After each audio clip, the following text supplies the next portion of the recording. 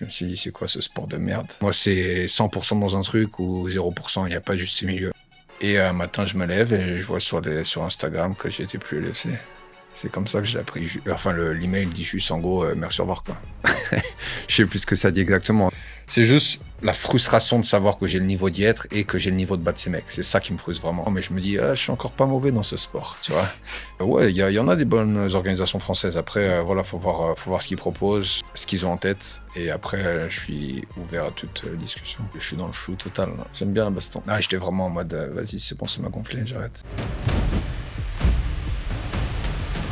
Bienvenue sur Jab Life, on se retrouve dans les studios Ricordia à Nice pour une nouvelle grande interview avec Jab Life et je suis ravi d'accueillir monsieur Kevin Jousset, combattant français de MMA, ex-UFC désormais puisque son contrat a été arrêté par l'UFC. On va en parler bien sûr dans cette interview. Comment ça va Kevin? Déjà, tout va bien? Ça va super, merci de me recevoir. Heureux de te retrouver à Nice, je sais que tu y es pour quelques semaines, on en parlera aussi. Cette interview, vous pouvez la retrouver aussi sur Spotify, Deezer et Apple Podcasts pour ceux qui veulent consommer en podcast. N'hésitez pas à vous abonner à la chaîne YouTube, à liker, à commenter, ça nous fait toujours avancer. Et bien sûr, vous pouvez nous retrouver aussi sur tous les réseaux sociaux, Instagram, Twitter et toute la clique. Kevin, je le disais, tu l'as expliqué d'ailleurs dans une vidéo assez récemment sur ta chaîne YouTube. J'invite tout le monde à aller la voir parce que tu donnes aussi des explications là-dessus. On a appris donc que ton contrat avait été arrêté par l'UFC alors qu'il te restait des combats sur le contrat. Est-ce que tu peux nous expliquer comment ça s'est passé, comment tu as appris ça et ce départ donc forcé de l'UFC? Ouais, c'est une longue histoire entre guillemets. De base, après mon combat à Paris en septembre dernier, je voulais recombattre le plus vite possible. On n'a pas de combat qui arrivait, je m'entraînais, je me préparais, j'espérais combattre avant la fin de l'année, du coup avant fin 2024. Arrivé à la fin de l'année, il y avait toujours rien et je devais rentrer en France pour une urgence pendant quelques temps et j'en ai parlé avec mon entraîneur là-bas, je lui ai dit ok, clairement il y a pas de combat. Maintenant le dernier espoir c'est Sydney en février, est-ce que ça va se passer? Et on a eu la confirmation que non, ça allait pas se passer. Du coup, je me suis dit vas-y, je pars, de toute façon c'est une urgence, j'ai pas le choix, du coup je suis rentré. Je suis revenu, bien entendu pas entraîné, vu les conditions dans lesquelles je suis rentré, c'était pas forcément le but du voyage. Et après, quand je suis arrivé, on m'a dit, il y a un short notice dans 3 semaines et demie, 4 semaines. Est-ce que tu le veux? Moi, de base, je dis impossible de faire le poids, tout simplement. Au final, je prends quand même le combat vu les conditions, mais la raison pour laquelle j'ai pris le combat, c'est que mon manager m'a dit que quelques semaines avant, fin décembre, il avait reçu un email de l'UFC disant qu'ils allaient couper les contrats de plein de mecs et que mon nom était sûrement dans la liste. Ce que j'ai trouvé très étrange, sachant que j'étais 2-1 à l'UFC et j'avais quand même eu des très bons retours de la part de l'UFC et de la part de tout le monde. Et sans autre explication, juste on te dit, ton nom est dans cette liste possiblement coupée. Exactement, 0 explication. Donc l'obligation un peu de prendre ce combat pour le mois de février, ce short notice qu'on te propose contre Mikalev, donc on rappelle. Obligation, pas officiellement, mais le truc c'est que quand tu sais que ton nom est sur une liste où tu vas peut-être sauter, tu te dis bon, je fais quoi? Est-ce que je prends le combat et si je gagne, ça va sûrement leur changer les idées?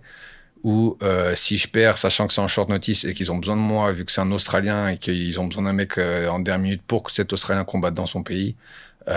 Nous, on pensait que d'une façon ou d'une autre, ils allaient prendre ça un peu comme un... service rendu. Ouais, exactement, comme ils font parfois. Ça n'a pas été le cas. Je perds ce combat par décision. Bref, au final, le combat est terminé. Et quelques mois après, du coup, parce que ce combat, c'était quand même début février. Et la fin avril, on reçoit, pareil, un autre mail qui dit que, en gros, il y a de fortes chances que ce soit mort, mais ce n'était pas encore officiel. Et un matin, je me lève et je vois sur Instagram que j'étais plus à l'UFC. C'est comme ça que j'ai appris. Tu le découvres sur les réseaux sociaux. Quand je me lève. Ton sentiment, c'est lequel, là, quand tu te lèves, tu vois ça? C'est terrible en plus, parce que on sait comment ça marche, le business. Mais l'apprendre par les réseaux sociaux, même si t'avais eu ces mails qui te démontraient la puce à l'oreille, c'est dur. Ouais, j'avais un mauvais pressentiment. Déjà avec le peu de mails qui avaient été échangés. T'avais pas de nouvelles de l'UFC, en fait, depuis février, pour être clair. Non, mais en fait, vu que j'avais perdu mon dernier combat, on s'est dit on va les relancer en avril-mai pour combattre à Paris en septembre, sachant qu'à ce moment-là, en plus, à mon dernier combat en février, je me suis fracturé la hanche. Du coup, pendant 3 mois, je pouvais rien faire, donc j'allais clairement pas combattre avant ça. Et on s'est dit quoi de mieux que revenir en France, quoi, clairement. Et non, du coup, j'avais pas de nouvelles. Ouais, je vois ça sur le réseau, donc c'est sûr que c'est pas la meilleure façon de l'apprendre.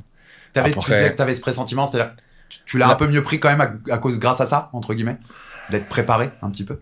mieux pris, je sais pas, mais on va dire que quand j'ai appris, du coup, retour en janvier, quand j'ai appris qu'on avait reçu un email en disant que peut-être que mon nom allait être coupé de l'UFC alors que j'étais 2-1 à l'UFC, que j'avais montré plein de belles choses contre des bons adversaires et tout ça, je me suis dit, c'est quoi ce sport de merde? Clairement, je me suis dit, c'est quoi ce délire?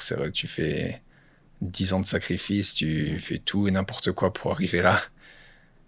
Et c'est comme ça que ça se passe. Donc là, à ce moment-là, avant même qu'on parle du combat de Sydney, j'étais vraiment en mode, vas-y, c'est bon, j'arrête cette merde. Il y avait du dégoût.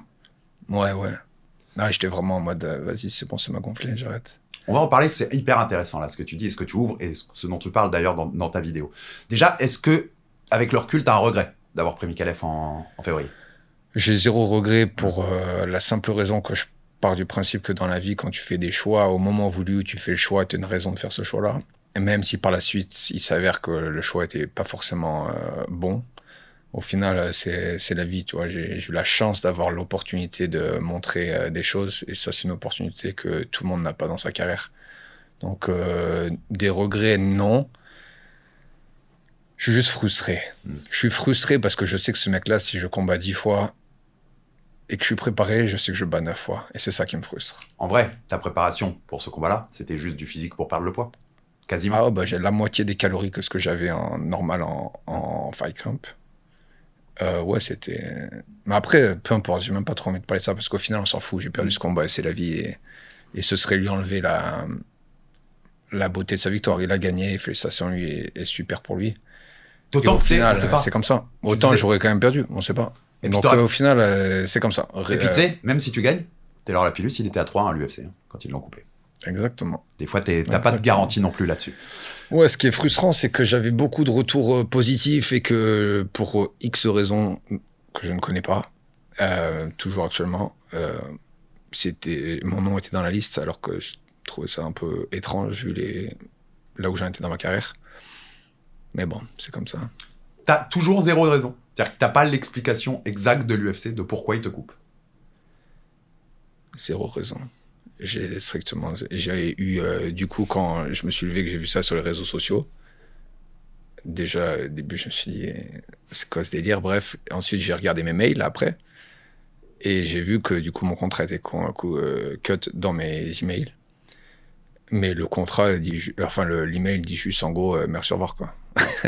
Je sais plus ce que ça dit exactement, autant dire que j'ai pas pris le temps de le relire plusieurs fois, mais t'as pas une explication qui dit pourquoi t'as été cut, ce qui s'est passé ou quoi. Après, c'est peut-être bizarre, hein, mais je leur en veux pas en fait à l'UFC dans le sens où je sais que c'est un business. Tu vois, je sais que malgré le fait que ce soit injuste, je suis pas le premier et je suis pas le dernier dans cette situation. Et voilà, tu sais comment ce sport il fonctionne. Donc c'est comme ça que tu connais les règles du sport, c'est à toi de t'adapter aux règles. Et des fois, les règles, elles sont vraiment contre toi, tu pourras rien y faire, c'est la vie. Ce que tu viens de dire, ça rejoint une phrase que moi je dis souvent. Le MMA, pour moi, dans sa façon dont il est organisé aujourd'hui, c'est pas un sport à coller à un business. C'est un business à coller à un sport. Ce qui est une grosse différence. Toi, tu viens du judo, qui est un sport où il y a la méritocratie. Le meilleur de sa catégorie, il gagne les tournois, il va aux Jeux Olympiques. S'il est le meilleur du tournoi, il est champion olympique. Comment tu vis ça, tu vois, d'être rentré en fait dans un sport qui n'est pas un sport. Ouais, vraiment, qui est un sport mais qui n'en est pas un. Ouais, c'est clair. Bah, ouais, ça me rappelle ce que tu dis, ça me rappelle une conversation que j'ai eue avec Brad Riddell il y a peut-être 8 ans de ça. Pour ceux qui connaissent pas, c'est un mec qui a combattu l'UFC pendant de nombreuses années, qui est encore sous contrat d'ailleurs, lightweight, qui était top 15, avec qui je m'entraînais en Nouvelle-Zélande. Et je me rappelle, c'était bien avant que je sois à l'UFC, j'avais peut-être 2-3 combats pro, et on parlait argent et tout ça, et par rapport aux combattants, comment ils gagnaient. Et je me rappelle une phrase qui m'a marqué, il m'a dit si tu veux gagner de l'argent, c'est pas l'UFC qu'il faut combattre. Il m'a dit les seuls mecs qui gagnent de l'argent, c'est Easy et tout ça, qui à l'époque et qui ont s'entraîné. Et il m'a dit vu les contrats, c'est pas là-bas que tu vas faire de l'argent, c'est pas là-bas que tu veux aller si vraiment tu veux avoir une belle carrière entre guillemets. Et je me suis dit mais pourquoi il dit ça, tu vois, c'est bizarre. Et au fur et à mesure des années, d'être vraiment dans le business et Des histoires, j'en ai. Hein. Ça fait 10 ans que je fais ce sport et surtout, ça fait 10 ans que je côtoie certains des mecs qui ont les plus beaux contrats à l'UFC. Donc, je sais comment ça fonctionne.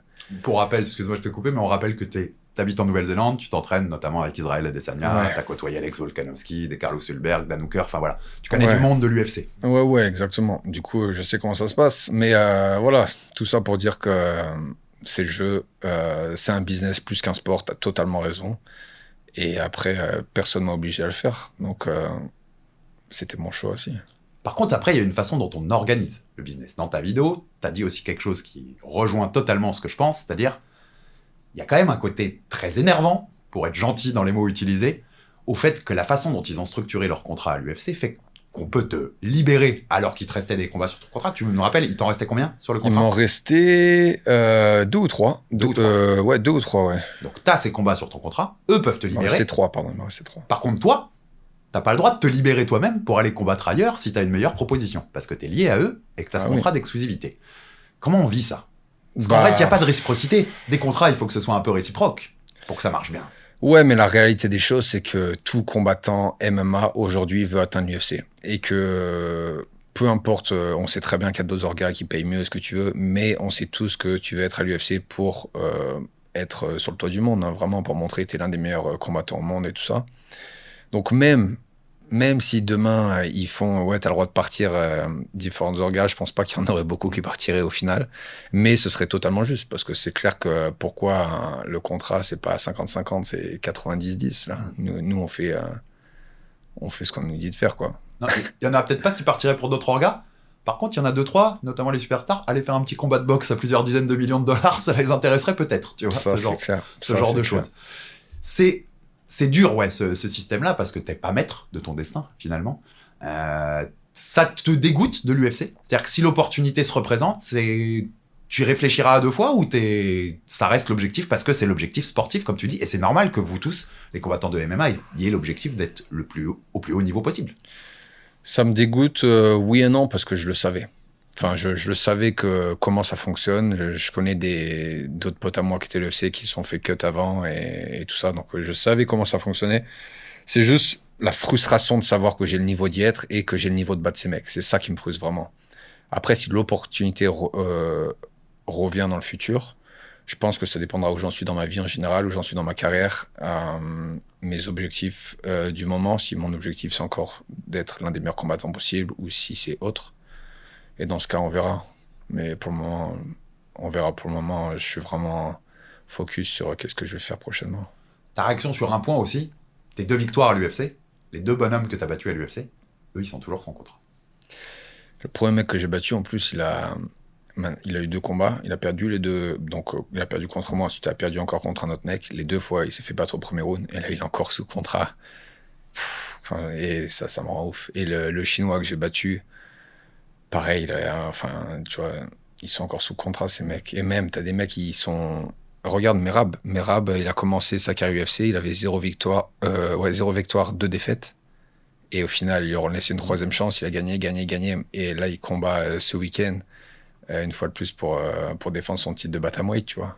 Il a 12-2 ou 13-2 ou quoi. Et je dis pas que ça aurait été mon cas, mais je dis juste que, tu sais, c'est les aléas d'une carrière. Des fois, t'es en perte 2 d'affilée, ça veut pas dire grand-chose. Et t'as plein de mecs, ils ont 3 défaites, ils leur donnent encore une chance. Tu te dis, c'est quoi ce délire? Et, moi, 2 victoires et là, 2 défaites dans des conditions qui savent comment étaient les conditions. Et voilà, mais bon, c'est la vie, il y a toujours pire. Non, c'est cette frustration-là. Et ça ébranle un peu aussi des légendes. C'est-à-dire que les meilleurs combattants de MMA au monde, j'ai aucun problème, ils sont à l'UFC. Mais c'est pas parce que t'es à l'UFC que t'es parmi les meilleurs combattants. Il y a des meilleurs combattants ailleurs aussi. Parce que leur système, tu vois, les 2 mecs que t'as battus, eux, ils y sont toujours. Tu disais tout à l'heure, t'as dit une phrase très forte, Kevin. T'as dit sport de merde. Tu le penses? Ouais,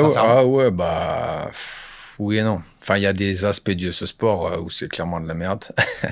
Mais il est superbe de certains côtés, il est horrible de d'autres côtés. Après, il y a un feeling que seuls combattants peuvent connaître. C'est un feeling que, enfin, tu vois, même là, je suis allé m'entraîner ce matin, je me dis, putain, il y a nulle part ailleurs où tu peux retrouver ce feeling où t'es en affrontation contre un autre mec et t'as je sais pas, c'est dur à expliquer, il y a que les combattants qui connaîtraient vraiment, où t'as vraiment ce feeling où tu te dis c'est 1 contre 1 et ça c'est un truc que tu retrouves nulle part ailleurs dans n'importe quel sport, dans n'importe quelle activité autre que tu pourrais faire. quand la porte de la cage se ferme, il y a un truc en plus, quoi. Ouais, c'est clair. Donc oui, il y a des aspects du sport, c'est clairement de la merde. Mais il y a d'autres aspects du sport que j'adore. Tu me disais tout à l'heure, en off, quand on discutait avant, c'est une des premières fois de ta vie que t'as pas d'objectif devant toi, sportif, puisque t'as été longtemps dans le judo, où on se connaît le système du judo, c'est un sport très connu en France. Des compètes qui s'enchaînent, des sélections pour des championnats ou des équipes de France, des choses comme ça. Une fois que t'as débarqué en MMA, début de carrière en Océanie, HEX, on essaye d'aller, on en va conquérir 2 ceintures, puis l'UFC qui s'ouvre, on rentre dans ses objectifs d'enchaîner les combats et de monter le plus haut possible. Comment tu te sens là par rapport à ça, d'être devant un néant sportif? Alors on va en parler aussi de la suite, tu auras d'autres objectifs qui vont s'ouvrir bientôt, mais pour l'instant, il n'y a rien. Bah, ça fait très bizarre. Jusqu'à que la nouvelle tombe fin avril, là, ça faisait, depuis que j'ai 15 ans, en gros, tu vois, 15 ans, j'ai commencé le pôle espoir à l'époque. Pôle espoir judo, pôle espoir pôle France et tout ça, tout le parcours que tu as dit. Aujourd'hui, j'ai 32 ans. Je viens d'avoir 32 ans. Ça fait 17 ans que j'ai des objectifs toujours juste en face de moi. Plus de la moitié de ta vie. Plus que la moitié de ma vie et toute ma vie d'adulte, toute la vie dont je me souviens vraiment. Et j'ai toujours des objectifs sportifs en face de moi. Et c'était à chaque fois les raisons pour lesquelles j'allais m'entraîner matin et soir, que j'ai envie de m'entraîner ou non. Et je suis le genre de mec que je vais m'entraîner quand même. Et là, ça fait plus d'un mois maintenant où c'est le flou. T'arrives quand même à te motiver à aller à l'entraînement. Je sais que t'étais blessé à la hanche, donc c'était compliqué là de s'entraîner beaucoup. Mais t'as cette motivation quand même qui reste? Oui et non. C'est pas... Là, je t'avoue, pendant un mois, j'étais vraiment en mode... qu'est-ce que je fais, quoi? Parce que je veux trouver les vraies raisons pour lesquelles je fais ce sport avant d'être réinvesti à 200%. Il y a eu des moments où je me suis dit... J'arrête. Ça vaut pas le coup. Bah ouais, après, où je sais que oui, je peux gagner ma vie dans des orgas et tout ça. Mais la réalité des choses, c'est que la raison pour laquelle j'ai commencé ce sport et je faisais ce sport, ça n'a jamais été l'argent. Ça a été vraiment de prouver à moi-même ce que je peux atteindre. Et ça, maintenant que c'est hors de mes mains et que je peux rien y faire, il faut que je revoie des objectifs autres. C'est-à-dire que c'est l'idée aussi de te dire, comme je suis plus au plus haut niveau de ce sport-là, peu importe où je signe, même si j'arrive à être champion, je ne serai pas au plus haut niveau. C'est ça qui aussi t'embête par rapport à ça. Bah, c'est ça, c'est que maintenant, si j'arrive encore à m'entraîner, mais c'est pas pareil parce que j'ai pas d'objectif fixe. Je sais que si demain je me fixe un vrai objectif, je sais que je suis reparti plus belle.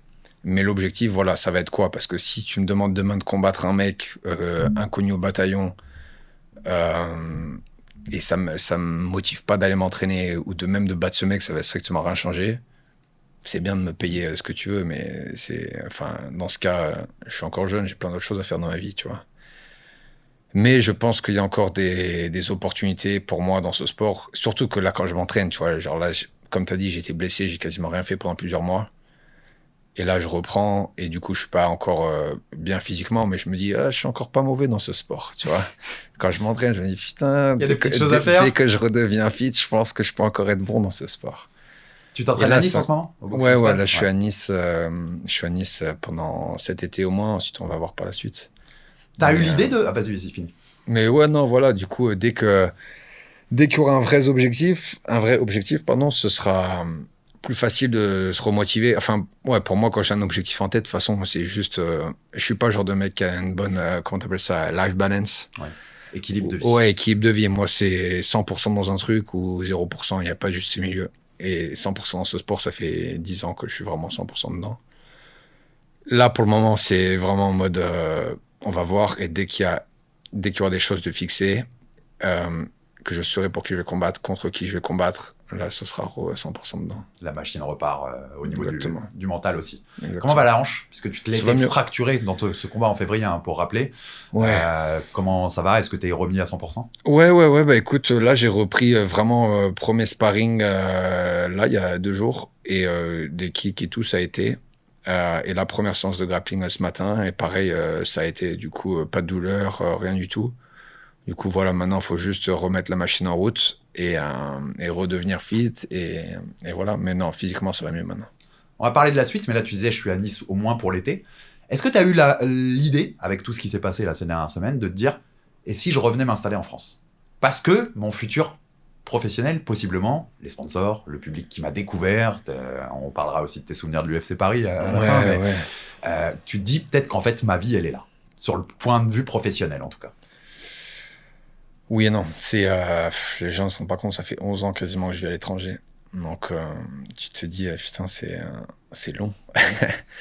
Et revenir vivre en France, il y a plein de choses qui m'attirent, clairement. Voir ma famille plus souvent, voir mes potes plus souvent, ma culture en général. Voilà, après, il y a des choses qui m'attirent moins. L'administration, ce genre de choses, tu vois. J'ai recherché un appartement dernièrement, donc je peux Ouais, te confirmer. ouais, donc voilà, il y a des choses qui m'attirent moins. Après, voilà, faut vraiment faire la part des choses. Je t'avoue que, clairement et sincèrement, aujourd'hui, je sais pas. Il n'y a rien qui est fixé. Aujourd'hui, j'ai un appart jusqu'à fin août. Et après ça, je sais pas. Du coup, c'est une possibilité. Mais je mentirais à dire que c'est sûr ou quoi. C'est pas du tout sûr. J'ai encore mon appart en Nouvelle-Zélande, j'ai encore ma voiture en Nouvelle-Zélande. Donc, d'une façon ou d'une autre, il faudra que j'y retourne pour régler des choses. Et ça fait 10 ans que je m'entraîne là-bas, tu vois. Donc, tu sais, j'ai mes potes aussi là-bas. J'ai plein de choses, tu vois. Ton coach. Ouais. Donc, faut voir. Après, quand je suis à Nice et tout, je me sens très bien. Je suis bien entouré. Les coachs sont bien. Les athlètes avec qui je m'entraîne sont très bien. Donc, je me sens bien. Après, voilà, ce serait vraiment recommencer à zéro, entre guillemets, même si dans ma carrière, je suis loin d'être à zéro, mais recommencer un nouveau style de vie et voir. En tout cas, c'est dans un coin de ta tête. C'est une possibilité. Tout est possible. On va parler de l'avenir, forcément. Est-ce que tu as eu déjà des offres concrètes? Tu nous as dit que tu allais attendre un peu, on l'a compris, pour faire un choix. Mais est-ce que tu as des offres sur la table depuis l'annonce de ton départ de l'UFC? J'ai pas un contrat qui est arrivé, mais j'ai eu plusieurs messages d'organisations françaises, européennes ou internationales. Ok, tu as toute forme d'orga. J'ai toute forme d'orga qui m'a contacté, ouais. Si je te dis signer pour une orga française, ça te paraît... Ça pourrait être ce qui se fait? Ça va dépendre des conditions proposées? Comment est ta réflexion là-dessus? Ça va dépendre de plein de choses. Ça va dépendre clairement des conditions proposées. Ça va dépendre de qui veulent que je combatte, dans le sens où s'ils me proposent un mec que je sais pas, que j'ai jamais entendu parler, pour faire juste un combat lambda comme ça qui va m'apporter rien pour ma carrière et pour même le futur. Tout dépend si mon objectif c'est de retourner à l'UFC. Si mon objectif c'est juste de refaire quelques combats ou si c'est de gagner de l'argent, ou tu vois, pour le moment je sais pas vraiment ce que c'est l'objectif. Mais ouais, il y en a des bonnes organisations françaises. Après, voilà, faut voir ce qu'ils proposent, ce qu'ils ont en tête. Et après, je suis ouvert à toute discussion. Tu connais sur un peu le côté journaliste, ça m'amuse de faire des scénarios. Si Ares te proposait Baki pour le titre des moins de 77 d'Ares, moi, Baki, Kevin Jousset, j'achète mon ticket, Kevin. Je te le dis tout de suite. Cher. Écoute, c'est l'un des seuls welterweight français que je connais, je t'avoue. Entre lui et Doumbé, je pense que ça doit être les deux français welterweight que je connais.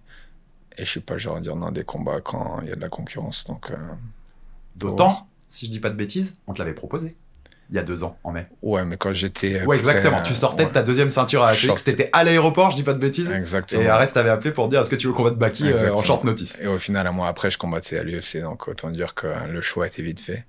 Mais tout est possible. Non, en tout cas, ce scénario-là que je te propose, par exemple, c'est un scénario qui, toi, pourrait t'attirer.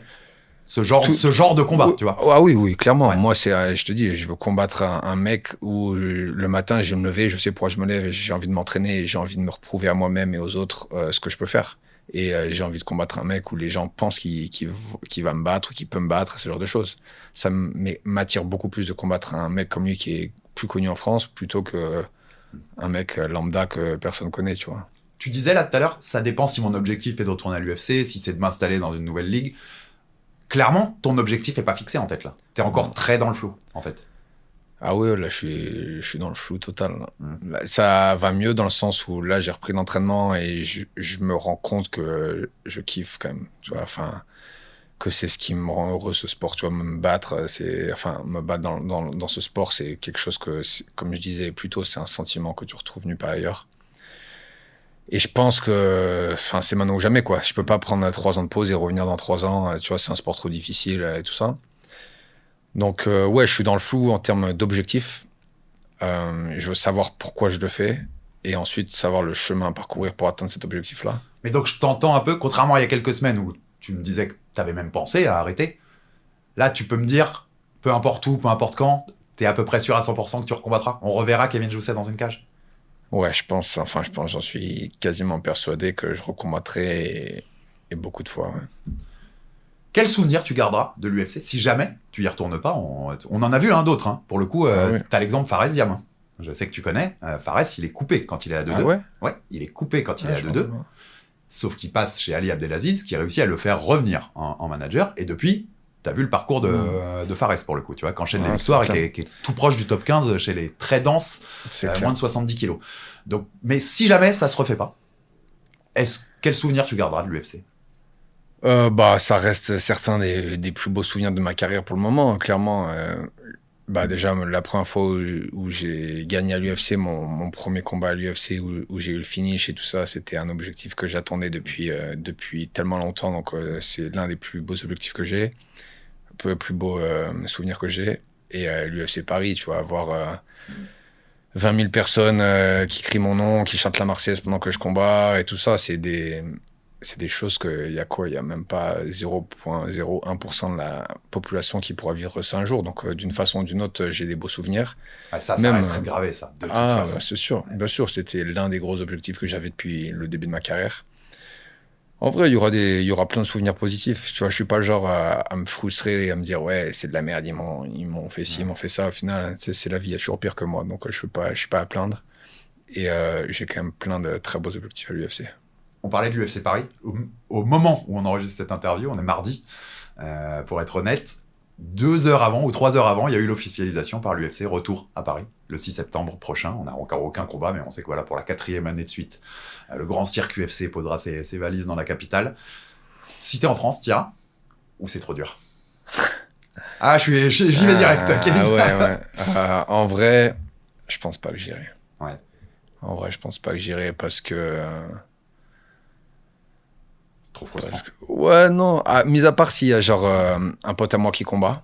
Dans ce cas, j'irai, mais ce sera pour des raisons différentes. Tu vois, je suis toujours là pour encourager les collègues. Mais sinon, enfin, déjà, voir des shows de MMA, j'en ai vu des centaines. Donc, autant dire que UFC, pas UFC, tu vois, voilà, mis à part si j'ai mes potes qui combattent, j'y vais pas. Et ouais, ce serait frustrant. Enfin, même tout le staff de l'UFC, je les connais, tu vois. Enfin, j'y ai combattu plein de fois. Et aussi, j'ai été à plein d'autres shows où j'ai pas combattu pour aider mes collègues ou quoi. Du coup, tout le staff, je connais. Donc, ça aussi, ça me ferait bizarre. Toi, même des staffs du UFC qui m'ont texté, qui m'ont dit putain, on comprend pas ce qui s'est passé de ça. C'était arrivé à Taylor aussi. Où des Ok. gens du staff lui disaient Ouais, bah, on n'a pas ouais. l'explication. Ouais, ouais. Mais du coup, en vrai, non, je pense pas que j'irai. Mais en tout cas, je regarderai et je supporterai tous les Français, ça, c'est sûr. Il y aura peut-être même des Niçois, on sait jamais. Peut-être, je leur souhaite. En tout cas, il y en Ouais. a plein qui sont au niveau d'y être. Donc, je leur souhaite d'y arriver le plus vite possible. Ça peut ouvrir la porte, en effet. Tu leur en veux, au final, après tout ce qu'on s'est dit là à l'UFC? Il y a une rancœur avec leurs décisions? Ou c'est ce que tu me disais au début? De toute façon, je suis conscient, c'est leur business, c'est comme ça que ça fonctionne. Oui et non. Enfin, je leur en veux, oui et non, parce que enfin, ma carrière peut changer du tout au tout avec un choix qui est entre leurs mains. Et derrière, si mon prochain combat c'est l'UFC ou autre, ma carrière peut vraiment, autant d'un point de vue financier que d'un point de vue en général, tu vois. Donc je suis frustré de leur choix, je leur en veux un petit peu, je pense, mais après, je suis pas le genre à garder ça non plus pendant trop longtemps dans ma tête, sinon je me casse la tête pour rien. Surtout, je me casse la tête pour des choses qui sont pas entre mes mains. Donc ça va pas me faire avancer, tu vois. Kevin, pour rester sur les contrats, sur ces histoires de contrats UFC, tu sais que Phil Davis, ancien combattant de l'UFC et du Bellator notamment plus récemment, a porté plainte ces derniers jours dans le Nevada. On se souvient de la plainte collective contre l'UFC l'année dernière, qui s'est conclue l'année dernière.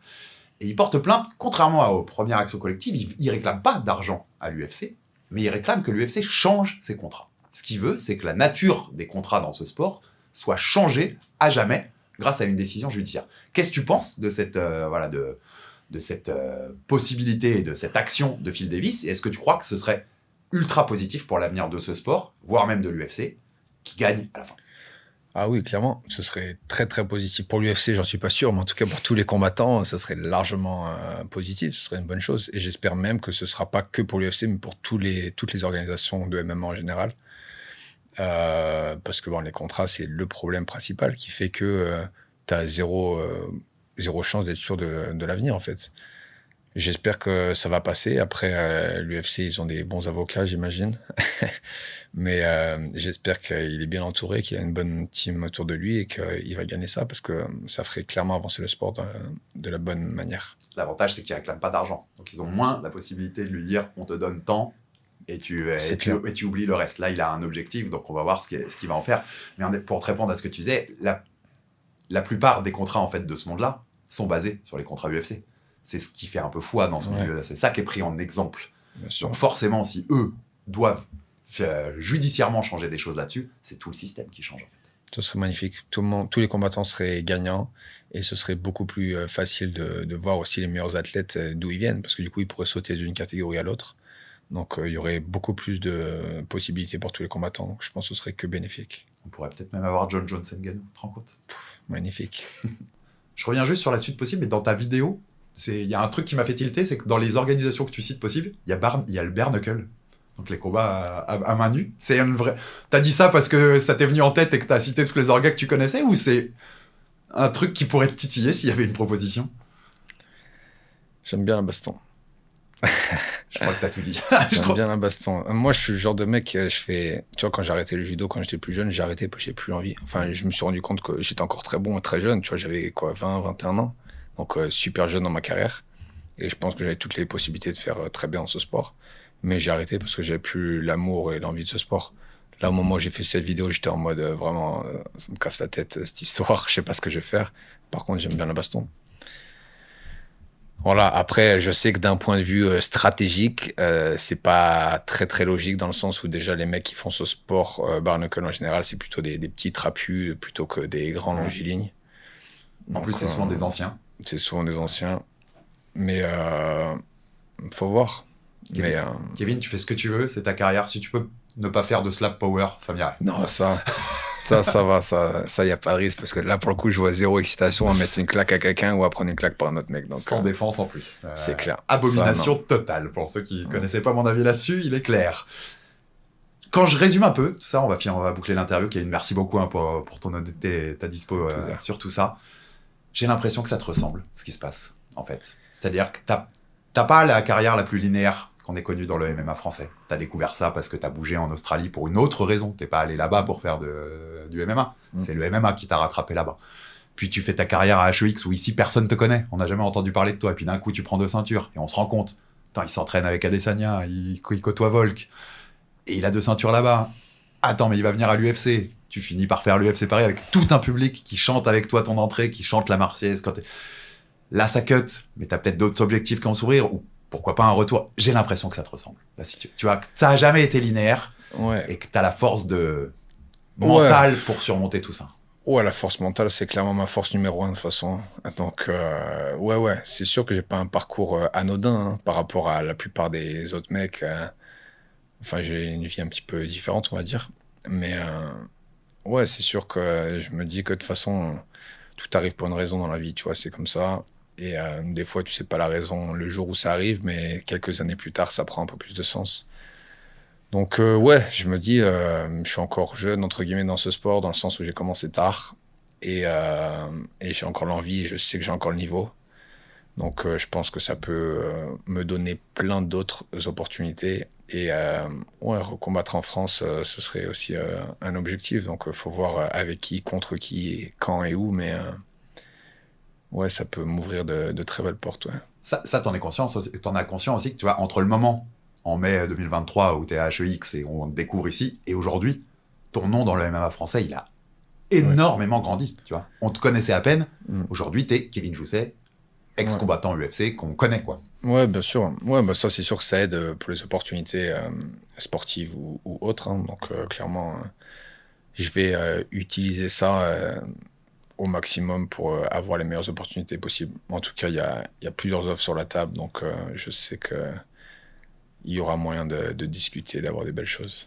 En tout cas, j'en souris parce que je sais que tu l'as partagé en story, mais vu tes résultats au Six Mix au Maroc, je pense pas que tu seras joueur de poker professionnel, Kevin, dans tes prochaines opportunités. Bah, joueur professionnel, j'en doute, mais par contre, j'ai vraiment kiffé.